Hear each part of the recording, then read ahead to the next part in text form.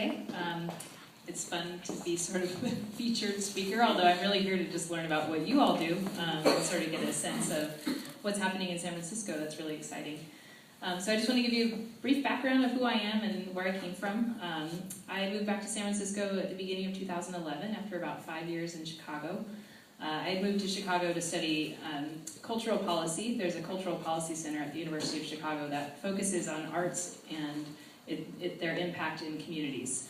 I wrote my master's thesis on the importance of protecting cultural heritage in times of disaster.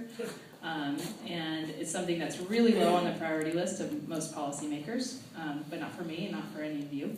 And not just cultural heritage, physical assets, but protecting our traditions through education and writing and music and all of those things. I'm a musician myself. I just joined the Symphony Parnassus. I play string bass. My father was a fine artist, so we owned a gallery, and that was my life growing up, was taking naps in his studio.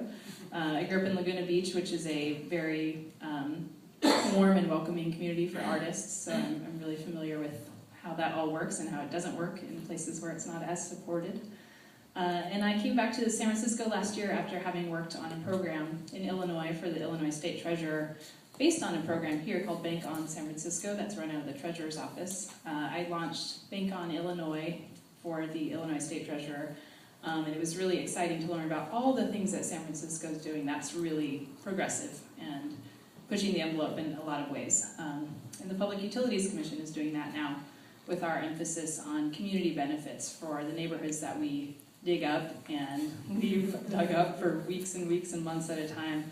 We really want to make sure that people understand that we have to do this important work for our infrastructure, for our city's water, municipal power and sewer systems. So we have to rip up the grounds and we have to be inconveniencing you and we have to do all these things in order to make our city run and not spill sewage into the street like in New York City last month.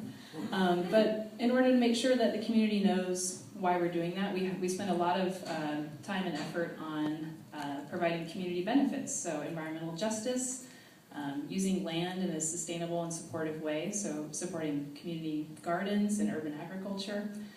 We have a workforce development person who is really emphasizing making sure that our construction contracts go to local workers, so we're increasing the employment rate in San Francisco. And then arts and education, which is completely random for a public utility to support, but I'm really excited about it and hoping that what we're going to be doing in partnership with the Arts Commission and with our nonprofit partners will really set the stage for what public utilities could do across the country as far as investing pretty big amounts of money in work that can really touch the community at the grassroots level all the way up to the big cultural institutions.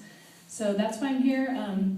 I'll just say that we don't have really a strategy yet for how that's going to look as far as if it's going to be grant-making programs, if it's going to be partnering with a few key organizations that can then help reach the community through their partnerships. That's something I'll be working on this year.